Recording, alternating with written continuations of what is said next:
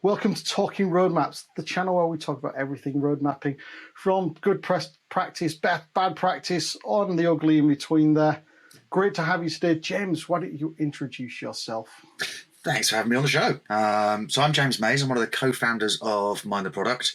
If you've not met Mind the Product before, we started at a community of product managers in London and it grew to conferences, training, podcasts, newsletters, and most recently a premium content subscription business, which was our way of surviving the pandemic and going deeper on some of that material.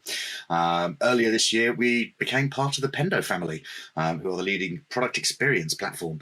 So I'm happy to take some questions on that as well. But I've been in and around the product circuit for more than a dozen years now. Where do you want to take this? Go on, fire away, sir. Well, obviously, we're going to talk about road mapping, but obviously, I'm going to do that little mandatory thing at the start of every podcast. Please like, subscribe, share, and all the rest of it. And if you'd like to be here where James is, do get in touch with us as well, because we'd love to have other people on the channel. Where to start? Let's start with that most fundamental, James. What's the purpose of a roadmap in your perspective? Yeah, this is one where I think lots of people do have a slightly different perspective on what purpose it serves. Fundamentally, it's a communications artifact. I think everybody gets that. It's a way of communicating what you're working on next and where you're going. But I think more interestingly than that, in a line that I'll borrow from Jana, who you mentioned earlier, it's a prototype for your strategy. It's a way of saying, these are the things that we're doing, these are the places that we're going, sharing that with your customers and actually starting to take some feedback and get their thoughts before you go commit expensive engineering time on actually building and shipping things. Oh, it's challenging. As you say, there's lots of different things there. I mean, obviously, so we've asked about the purpose, but what about the audience? You talked about it being a communication tool. Who is it communicating to? Well, I think if you go back to roadmaps 10, 20 years ago in the world of product, and let's remember the world of product management is an incredibly fast-changing discipline right now. It's still pretty nascent. And by that, I mean, if you ask 10 chief product officers what's a good product manager, you'll get 10 different answers. It's far from structured. So who's the audience? That one, I think, continues to change, continues to grow. 10 years ago, a product manager might have been buried in the backlog one day, looking at the roadmap the next, and maybe involved in a little prototyping here and there. Whereas now we're getting drawn into what's our market positioning? What's our competitor benchmarking? What's our go-to-market strategy for this? So not only are you communicating with the engineers and the designers, but the sales folk, the execs, the marketing people. So I think it's kind of hard to define that audience. That audience is fundamentally anybody who's engaged with the product, both internal and external. I see some companies who do a great job of using roadmaps to actually communicate with their customers. And they might well have three different versions of the roadmap. There's the version that they show to the engineers. Here's what's coming up next. There's the version that they show to the customers. Here's the stuff that we think is interesting, but we haven't yet decided to commit, to go for it. What do you think? And then the version that you're working with your execs on and saying, this is where we're going with the business strategy. These are the things that we need funding for. These are the problems that we want to put budget behind. So I think roadmaps don't necessarily need to be just one roadmap for the company. There's no reason why one company might not have 3 or 4 different versions of a roadmap for those different audiences. Yeah, funny. You just hit on my 3 out of my core target audiences for a roadmap. I also think like partners perhaps and prospects might be slightly different from customers. There might be an argument there, but yeah, it's. But I do argue it should always be a single source of truth, one roadmap with different views on that perspective, on what contains. Absolutely. Absolutely, I think a single source of truth is right, but you can choose which bits of that you actually want to expose to different audiences. Sure. Yeah, totally agree, and yeah, it's. Yeah, I mean, it's interesting that journey you talked about, what a product manager might have done 10 or so years ago. I've gone the opposite journey. I've seen the opposite. Like I was doing that strategic stuff as a product manager 10, 15 years ago. And the journey I've seen is to get more and more heavily involved with the tech. So it's interesting to see, again, different experiences of the evolution. It was an American company I was working for back in the day. So maybe it was this side of the pond, that side of the pond difference as well. I mean, again, I think it does speak to the diversity of the role. I think it's one of the most interesting roles in tech because it is so diverse. And that's also borne out by the routes that people take into product. I mean, was your background on the computer science engineering side of things by chance? Yeah, I was on the tech side originally, yeah. Right. So that's one route into product, but I also know many of the senior product people that I know that are really killing it at the moment are people who actually come from more of a customer success, customer solutions background. So they're people that have spent a lot of their time actually dealing with customers, understanding the problem, understanding the pain point, understanding what those customers are trying to achieve. and then they learn how to talk engineering so that they can go work with developers and actually get stuff built to solve those problems. Yeah. Likewise, I've seen a number that have moved in one way or another from the marketing side of things into the product world. So there are so many different routes in, and again, that gives you a different flavor of product manager every time. Yeah, it's the so-called accidental profession, because none of us went and trained in it, and we kind of found our way there somehow circuitously. Yeah, I think you're starting to see some of the business schools now that are implementing product management degrees in education of one sort or another, but still the vast majority of people that I come across in product, "Oh, what was your route into product?" "Ah, well, I was working on this and then." Yeah. I was training someone only this morning. He said, "Yeah, well, I was the technical lead on the product, and the product manager left, and so now I'm filling the gap." And yeah, it's Yeah. like, okay, and well, I'm glad that you're on a product management training course to try and figure out what it is then. Yeah, like I say, there are an awful lot of people who sort of stumble into it by accident, and then within a month or two, they're like, "Oh, this is interesting. I might stick around." Yeah, I think that was my journey as well. So we talked very much about product people, and we talked about the audience and the purpose. Who owns and maintains that roadmap, though? Is it the product person, or is it somebody else? More often than not, it's going to be the product person, because that is the person who collaborates most widely within most technology units they see. Now, you're going to get feed into that from an awful lot of different sources: the engineering team, the customer success team, the business execs are figuring out what their business strategy is, where they're trying to go. But typically, it's the product manager that I see owning that in most cases. Yeah, there's still a lot of businesses figuring out what shapes of team actually work best for them. And again, I don't think it's a static thing where all organizations have the same shape of team with the same ownership. I'm seeing some teams where one of the key parts of the collaboration is a product manager with a compliance and legal person, as firms assess new markets to go into and figure out how they're going to make it fly. And typically, when you talk to a product manager and assess who are you going to be collaborating most, legal and compliance isn't often at the top of the list of things that people come up with. No. In fact, it's usually the one that you think, oh, begrudgingly, I've got to go and have a chat with them, because otherwise I've got a problem, but it's going to be a bit of a pain. I mean, if you're building financial services apps and you're going into new markets, that's pretty crucial to get that one right. Yeah, I mean, I remember actually one of my old team, he really, really, really wanted to know about contract law and intellectual property. So he wanted to get onto the legal side. It's like, okay, I'm more than happy to fund you on training to figure this stuff out, because I don't want to go any deeper than I already know. And if you want to be my go-to expert, that's perfect. There are some cases where you see that actually making stronger product managers. I mean, I think there are cases where you get product people who've come from, as you say, that computer science or engineering kind of background, where they kind of keep hold of that and they feel like they're still the best person to come up with the solution. And they lose sight of the fact that actually the product manager should be spending most of their time in the problem space, defining the problem cleanly, defining what it is the user is looking to achieve with that, and then actually letting the engineers take an awful lot of that lead in terms of how are we going to solve this? What kind of solution are we going to build, and how are we going to do that? Because the engineers still have a lot of that knowledge, and product people who've come from a computer science background might be moving a little bit away from some of that technology, might not be as up to date as once they were. Yeah. Oh, definitely a journey I went on. It's like, I mean, my challenge became even deeper because I used to write some of the standards for ISO, for example, so the International Standardization Organization, that were for the things our products were ultimately going to implement. And so the engineers naturally looked to me to bring the guidance of, well, how are we supposed to work with this? But it's like, well, I'm not going to tell you that, because you're the smart people. I want you to understand it yourself. I'm going to take a step back. If you want to have a conversation in a conference room about how I would approach it, cool. Yeah, that's two humans collaborating. But that's not my job as a product manager. That's just me being, a human that you can talk to. Absolutely. Yeah, I think that collaboration part of it is actually the bit that makes the role most enjoyable for a lot of the people that I speak to. That ability to say, I'm going to work on this one. I'm going to work with marketing and sales and engineering and design. Let's get our heads around a whiteboard and see what we can come up with. And that, every team I speak to that are about to go into that, they're always energized by the opportunity to do that. So I'm going to circle back now. You mentioned OKRs. Now, I guess there's maybe a slightly broader group of artifacts like vision, strategy, objectives. How do they all link into roadmaps in your perspective? I mean, I think I was listening to a number of people in Hamburg earlier this week, talking specifically, late last week, about OKRs particularly. One of the themes that kept coming up repeatedly was a key missing component, which is the initiatives part of things. So people talk about the company vision, they talk about the mission, they talk regularly enough about the objectives. They talk about the key results. What does success look like? What's the thing we're looking to do? They don't talk as much about the initiatives. What are the actual steps we're going to take in order to unlock that objective? And that's one of the ones where if you really get into the detail of OKRs and start breaking that stuff down, that's kind of intriguing. I think the other one to throw up is to actually flashing back a couple of weeks to the product tank we did in Lisbon, and one of the guys in the audience was talking about this idea of when you have your OKRs, how many is reasonable, how many is actually manageable.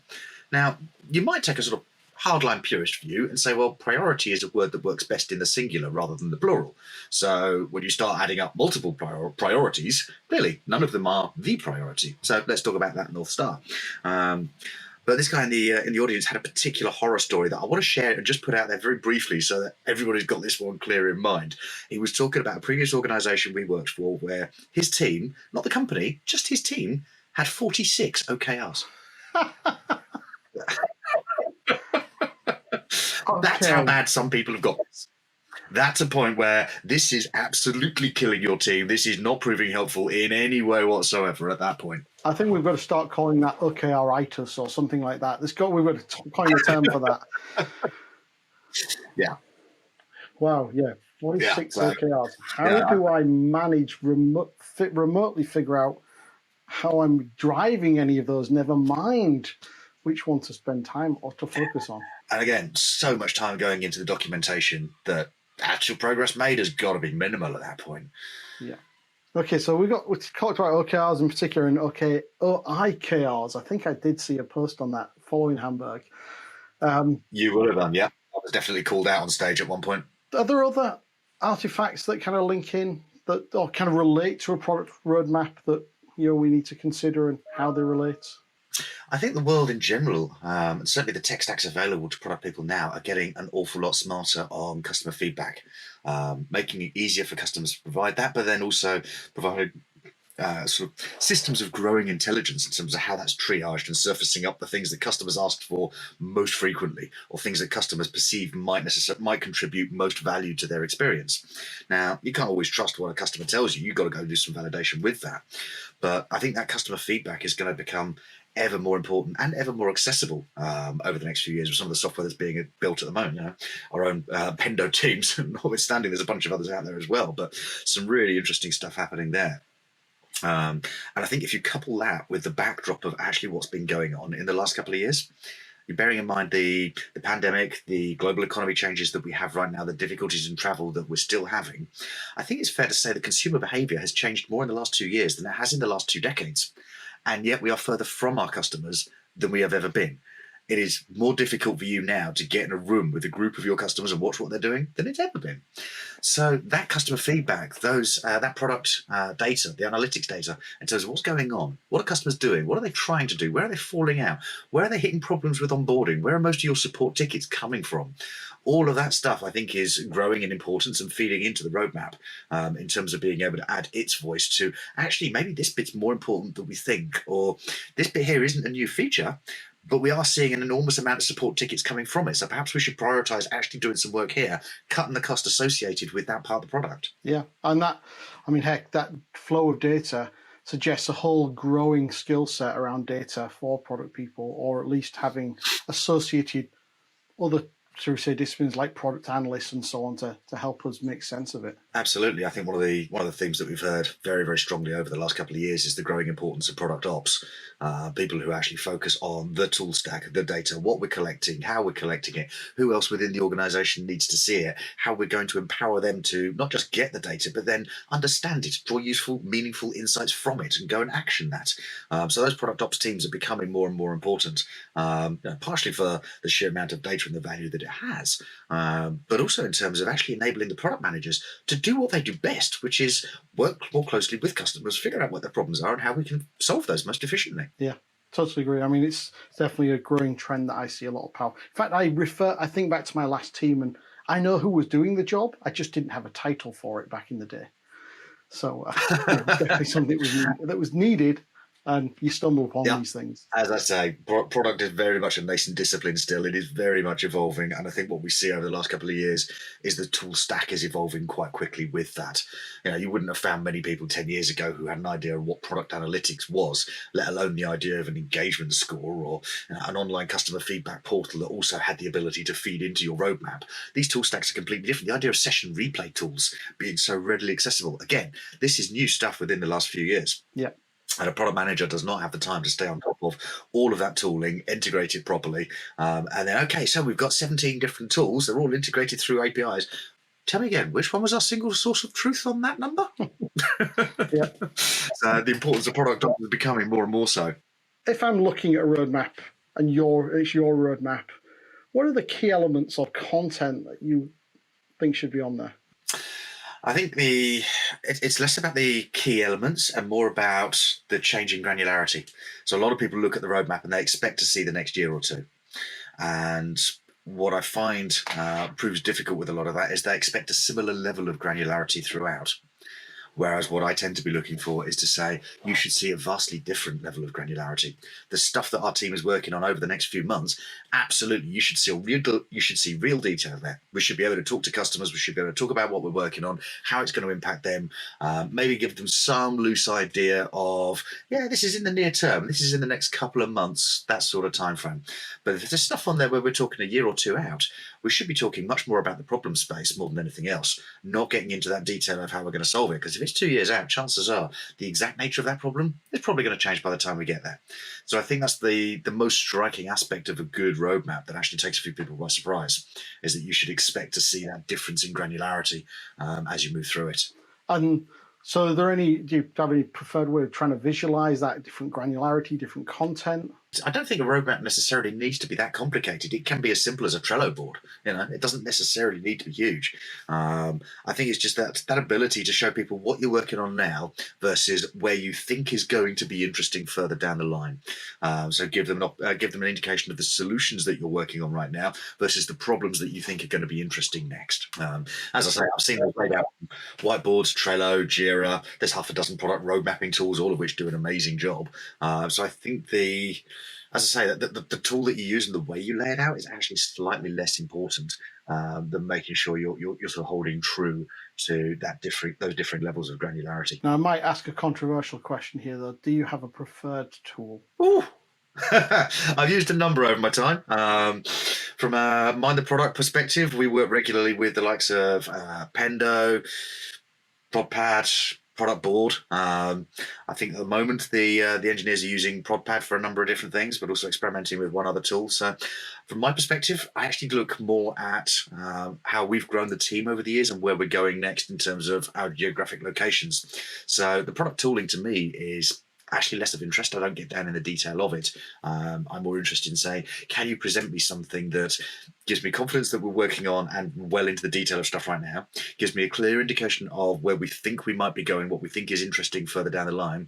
And ideally, can you give me a version of that you as the product person are comfortable I can take to a customer? A lot of the time, our customers are saying to us, where's Mind the Product going next? Are you going to a different location? Are you introducing a different type of training service? What are you doing? Now, obviously, there's some stuff on the roadmap which we know is, questionable. We don't know much about it yet. We certainly don't know what kind of priority it is. So I don't want to take the whole roadmap to a customer. But there's definitely instances where I want to say, what can I show to a customer? What would you be comfortable with? And I think that's probably one of the key areas where sales and product comes into conflict most often, because you see those hungry salespeople like, I'm really keen to show the customer where we're going next. Oh, brilliant, a roadmap. I'll put that in front of a customer. And then you've got a product manager weeping tears of dismay back at the office like that wasn't ready to go external just yet. But then on some levels, sure, you can also, I guess, use it as a bit of a discovery tool to have that conversation with the customers to validate, is it worth going there next or not? Absolutely. No, I absolutely think that should be done. It just needs to be handled in the right way. And the best way that works is actually when you have sales and product working in partnership. And you might have a salesperson saying, this customer is so interested in this. Can I show them the roadmap? Can I tell them what we might be doing here? That's an opportunity for our product person to say, actually, don't show them the full thing. Here's a little indication you can give them. And if they're interested in what's here, I'd love to jump on a call with them, talk through it in a little bit more detail, and then use that opportunity for customer discovery. Yeah, I mean, I used to have a framework I used. I called it ready to listen, ready to talk, ready to tell, which was kind of the, okay, ready to listen is, we think this is interesting. Salespeople out there, I'm going to expose you to it. Go and listen for this. If you hear anything related to it, get that name on the list. I want to be in the room with them soon. That's the time to talk. We're going to have just an open conversation. And then time to tell is, okay, now we've spoken to a few people. Can we play it back to you and see if we're still in the right ballpark for you? Yeah. No, I love that. I've not heard that particular breakdown before, but that's great. One of my old colleagues in Vodafone, he used to use a simple red, amber, green code for a very similar sort of thought process. Yeah, no, it's beautifully simple. I mean, as well as I do, salespeople are often, they're chasing the tails. They're incredibly busy. They've always got their number to hit, and that's the thing that's most important to them. So if you can make it really, really simple, this is our framework. This is how we do it. You've got that clear. That's great. Love it.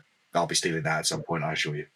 Yeah, I just try to avoid green. So 1 in 15 males is in the West is like red, green, colorblind. So I try to avoid red, amber, green color codes wherever I can these days. Fair enough. Yeah, because it can be a problem. So okay, best practice on roadmap. I think you've kind of almost distilled it in a second ago, kind of how you judge a good roadmap. But is there anything else you want to say on what is best practice for road mapping? Yeah, don't yield to the pressure to put dates on there. There are some instances where you need a date on a roadmap. And by way of example, I would say occasionally regulation changes in banking and you need to change a feature in order to comply with the law. Yes, that needs a date. Your engineering resource needs to be crystal clear on when that needs to be shipped by, and ideally some room in there for testing and improvements as needed. But by and large, roadmaps shouldn't have dates on them, because the vast majority of the time, even when that first early release goes out the door, that's still a learning opportunity. You're putting the thing in front of the customer for the first time. Chances are it's a long way from done. So this is why I'd lean towards that cadence of saying severe granularity on the stuff that you're working on near term, but less and less granularity as you move further away. And don't put dates on that. You might well say, towards the end of the year, we expect to be getting towards this problem. Cool. So you're saying latter half of the year. You're not saying in November we'll be working on this. Because if you say in November we're working on this, somebody somewhere is going to hold you to that. Yeah. Now, you know as well as I do just how much stuff changes. Now, I was having a conversation with somebody recently, and we managed to reframe it in a way that was a lot more comfortable for them in their organisation. He said, my CFO, my CEO keep insisting that I put dates on a roadmap. When are we going to ship this feature? When are we going to ship that feature? So we flipped it around the other way and said, there's two questions I'd love you to go back and ask your exec. Firstly, are they able to guarantee you that the engineering team you have right now is going to be exactly the same in 9 months' time?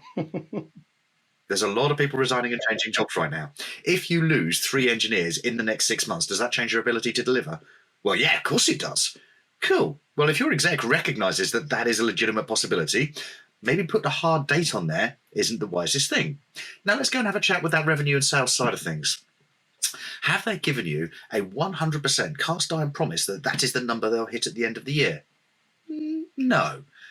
They've told us they expect to hit that. That's their target, but we also build in a certain amount of contingency because it may or may not be happening. Right. So by saying you expect to be working on this by then, but you can't necessarily commit to exactly when it would ship, you're asking for no more or less freedom than other people in the organisation. Yeah, true. I've not heard it put that way. And that's really actually, it's quite a nice way of being able to challenge back, but in a respectful way as well, because that's often the challenge. It's like you want to challenge back and push back, but sometimes it just almost comes across as petulant, and you're trying to find that, your respectful way of doing it. I think with product people particularly, it's very much a case of winning hearts and minds. So if you can tell stories around what you're trying to achieve and why, but also point to data points of people in other teams do it this way. Okay, well, now we're talking sort of a bit of emotion and a bit of logic. That's a better way of winning the battle. And it's a little bit more respectful than just saying, but I want to do it this way because. Yeah. No. Let's give people some framing as to why. It's almost like the Amazon model of bringing data and anecdotes. You bring both sides to it. Absolutely. Yeah, 100% agree. We've talked about best practice. Now let's go to the other side. What about the biggest mistakes or biggest anti-patterns you see on a roadmap? I mean, I think the two obvious ones to call out are, firstly, putting dates on there where you don't need to. Try and stay away from that. And then secondly, getting granular too soon. Like, we think we might be working on this in 6 months' time. Cool. that's probably enough. You might know more, or you might have a hunch about where you think that's going to go. But the moment you put that in black and white, again, somebody's going to try and hold you to that. When you're starting to look further into the distance, put the minimum amount necessary to facilitate a conversation. Once you start going beyond that, you're starting to make things public that you may not want to be held to. I love that phrase there, facilitate a conversation. It's one I use regularly. It's like, I often consider that's the product manager's job, is to facilitate the conversation in the organization that ultimately leads everyone to the same conclusions and therefore delivering. I would say there's two key points to it. First is to facilitate that conversation, absolutely. And that happens throughout the organization and externally as well. The second point then, and one of the descriptions of product management that I love most, fundamentally, it's decision-making as a service. And lots of micro decisions. But then there's the argument, the counter-argument there. Does that mean that people are not kind of also choosing to not make decisions, and they're just kind of giving over and saying, product, I don't know the answer, you decide for me, when maybe we should be actually insisting on them taking more empowerment to actually make some more decisions themselves in a frame? We can, but we have to give them good principles and good rubrics by which to make those decisions. And the opening keynote in Hamburg last week with Martin Erickson talking specifically about the decision stack, how you give people principles against which they can go make those decisions. And I know that's something he's planning a fair amount more work on over the next year or two. But by doing that, you empower your team to say, okay, I know the basis on which we make our decisions. So if I can evaluate this current issue against this rubric, I now can take a decision quickly, I can do so autonomously, and I can do so with confidence. So as a manager, you don't have to make all those decisions, but you can create the environment to empower your team to do that. I generally talk about a good strategy is a plan, a great strategy is a framework. And I mean, the framework provides that context, the guardrails, the things for people to make those decisions. So I think it's very much in the same perspective. Perfect. And that decision framework can be, some fairly simple, very, very high level stuff as well. It doesn't necessarily all need to be down in the details. One of the ones that we drove through Mind the Product very, very early on was a core value of the customer breaks the tie. And the idea behind that is very, very simply, if you're stuck with a question, you're not sure which way to go on it, what would the customer want us to do? That is almost certainly going to be the right thing. Yeah, I remember one I had in a product many years ago was, if we can get the data without asking the customer, get it that way. Yeah, absolutely. It's like, let's not put friction in the process for them. I guess it's more of a UX or design principle, but it was something I wanted to get across to the entire product team, because they were building in these complex forms for people to kind of fill in as they onboarded with the product. Like, do we want people to just fail in onboarding? Absolutely. And, as I say, you're seeing more and more enhanced tool sets now that support this in various different ways, whether it's gathering analytics from inside the app or popping up little pointers at just the right way to smooth that onboarding, which I think is going to make all the world of difference, particularly to finance product offerings over the next few years, where they're getting more and more complex with know your customer and anti-money laundering and things like that, and consumers are struggling more and more with it. This tooling of, here's where the support tickets come from, here's where people fall out, here's where we can add a tip in to help guide them through. This is all stuff that we can improve the experience without ever asking the customer. Okay, so we've explored quite a few subjects here, and I'm just, my next question is really, I think you've named a few people as we've gone along, but who in particular's advice do you listen to when you're thinking about road mapping? I'd call out the top two as being Jana Basto and C. Todd Lombardo, based over in Boston. C. Todd was one of the authors of Roadmaps Relaunched, brilliant book on road mapping. He's spoken on the Mind the Product stage a couple of times, and always does so with a sort of an energy that lights people up and gets them interested in the topic again, but is just absolutely full of solid tactical advice. Here's how you can make your day-to-day life as a product manager better. So he is absolutely worth listening to.